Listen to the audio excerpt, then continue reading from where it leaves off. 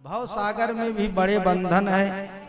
पिता हुआ तो पुत्र का बंधन, उधर पिता का भी बंधन, स्त्री पुत्र भाई बहन माता पिता सगे संबंधी इष्ट मित्र कई बंधन आ जाते हैं। तो क्या इस भव सागर से पार हो सकता है व्यक्ति? पार होने में बड़ी कठिनाई है, क्योंकि यहाँ माया का बड़ा जंजाल है। जिस समय भगवान उपदेश कर रहे थे गीता में अर्जुन को, उन्होंने कहा कि अर्जुन मेरी माया बड़ी बलवान है, दैवी हे सा गुणमयी मम माया दुरतया। हे अर्जुन मेरी माया बड़ी बलवान है, इसको कोई पार नहीं कर सकता है। अर्जुन हाथ जोड़ लिए, प्रभु आपने अपनी माया को इतना अधिक बलवान क्यों बनाया? इससे पार करने का कोई उपाय भी तो बनाया होगा प्रभु आपने। आपकी माया को काटा जा सके, पार हुआ जा सके माया से, कुछ तो आपने बनाया होगा।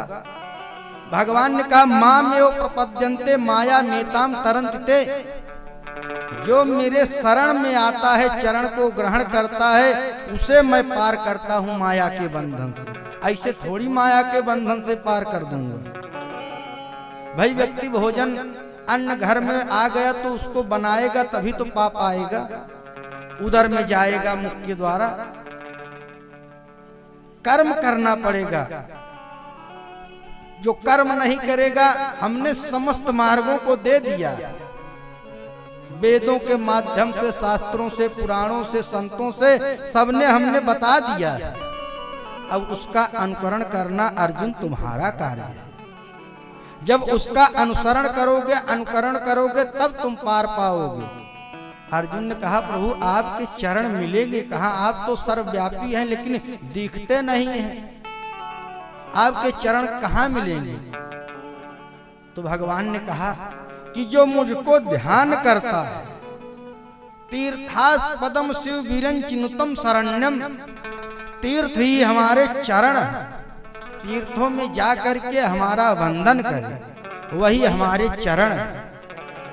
ध्येयं सदा परिभवघ्नम अभीष्ट दोहम तीर्थास्पदम शिव विरिचिनुतम शरणं। जब तीर्थ क्षेत्र में जा करके भगवान का भजन करेगा, हमारे चरण को ग्रहण करेगा, तब उसका कल्याण करूंगा। तब मैं क्या करूंगा? भव रूपी सागर में पोत बन करके आऊंगा, जहाज बन करके। भवाब्धि पोतम, इस भव सागर में मैं पोत बन करके आऊंगा, अर्थात जहाज बन करके आऊंगा और भव सागर से पार कर दूंगा। तो भगवान भव सागर से पार करते हैं। यह साधारण गज और ग्राह की कथा नहीं है, ये गज ग्राह हम ही आप हैं, इस भव सागर में पड़े रहते हैं।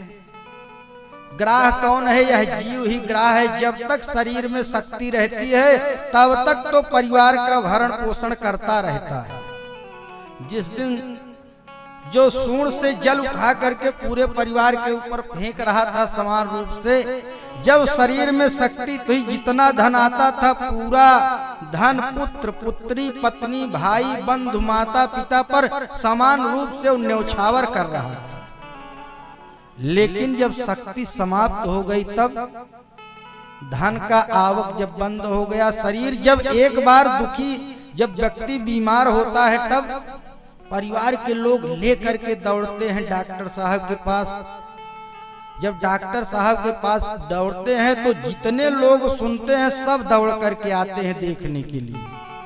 लेकिन जब डॉक्टर साहब बता देते हैं असाध्य रोग हो गया है, वे ठीक नहीं होंगे, तब धीरे धीरे करके जितने भी बेटा बेटी सब अपने कार्य में लग्न हो जाते हैं, चले जाते हैं। जो समाज के जितने लोग थे देखने आते थे, उन्होंने मान लिया कि अब उठेगा नहीं, किसी काम का नहीं।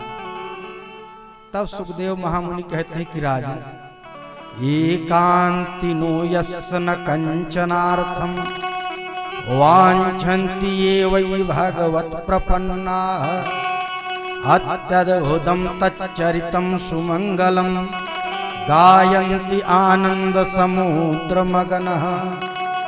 तब उसे याद आती है किसकी? नारायण की। एकांतिनो यस्य न कंचनार्थम। जब एकांत में पड़ता है, रोग से ग्रसित होता है, तो भवन में एक किनारे पड़ जाता है। उसकी चारपाई डाल करके परिवार के लोग वहीं छोड़ देते हैं, चारपाई पर लेटता है। जब लेटता है तब उस भवन को देखता है कि मैंने बनवाया, आज एक कोने में पड़ा हूं। तब उसे धन की इच्छा नहीं होती है। तब वांछन्ति ये वही भगवत प्रपन्ना।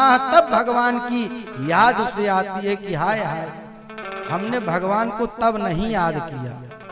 यदि मैंने भगवान को याद किया हो तब भगवान ने थोड़ी कहा है कि आप परिवार में हैं, क्योंकि ये सबसे ज्येष्ठ धर्म है। परिवार का त्याग भगवान ने नहीं किया, कहा है।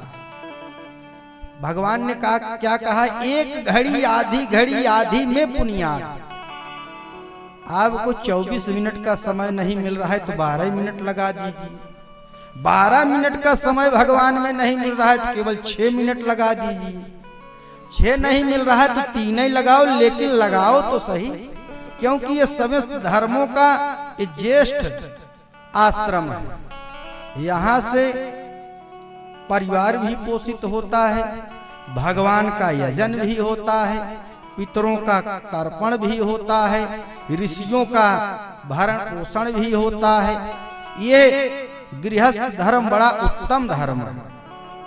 यहाँ भगवान सबसे पहले मिलते हैं गृहस्थों को।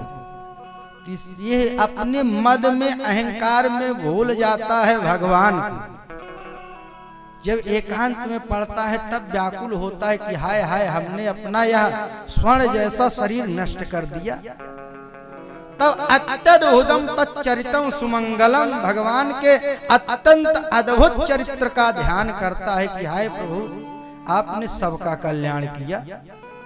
तब वहीं आनंदित होता है कि संसार कुछ नहीं है। गायंत आनंद समुद्र मगनः। तब वो भगवान का ध्यान करके वहीं आनंदित होता है। वो दुखी होता है, क्यों? कि परिवार में लोग उसको भोजन भी कम दे रहे हैं, क्योंकि मल मूत्र का त्याग अधिक होगा तब कौन साफ करेगा।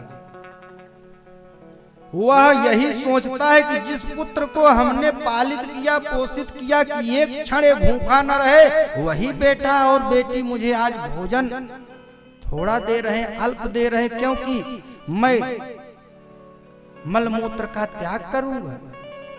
तब तो उस पिता ने नहीं सोचा, जब तुम छोटे से थे, किसी पर एक व्यक्ति था, उसके पिताजी जब वृद्ध हुए तो चारपाई को पकड़ा और नीम के पेड़ के नीचे ले जाकर के रख दिया। समय व्यतीत हुआ, पिताजी का स्वर्गवास हुआ, चले गए। जब वह वृद्ध हुए तो उनका बेटा जो था, 4 बेटे हुए, वह भी चारपाई पकड़े और उसी नीम पेड़ के नीचे ले जाकर के रख दिए। तो पिता बड़ी जोर से हंसा। चारों बेटों ने कहा, पिताजी आप हंस क्यों रहे हैं? तो पिताजी ने कहा कि बेटा, मैं भी अपने, जब हमारे पिताजी वृद्ध हो गए थे, इसी नीम के पेड़ के नीचे ला करके हमने भी चारपाई कर दी थी, तो वही गति आज तो हमारी भी हो रही है। चारों बेटे तुरंत चारपाई लिए घर में लेकर के गए, बड़ी सेवा की।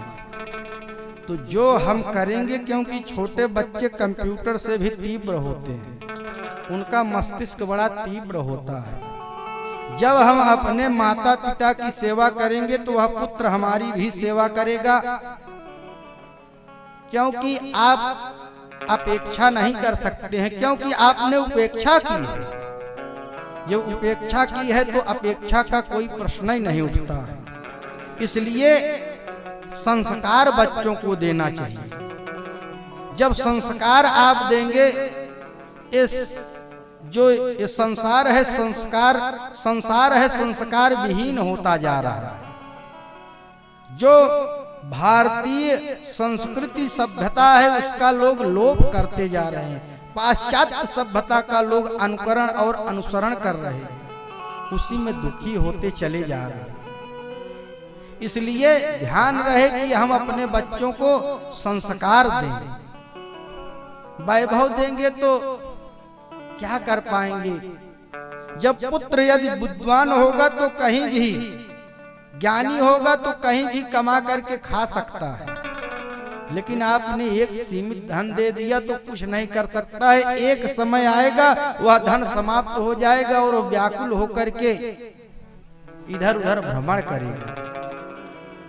तो सोच रहा है एकांतिनो यस्य न कंचनार्थम, है राजन एकांत में पड़ा हुआ फिर धन की इच्छा नहीं करता, केवल भगवान में ही वह रमण करता है। इसलिए पहले ही यदि जीव भगवान में अपने चित्त को लगा दे तो उसे दुख नहीं भोगना पड़ेगा।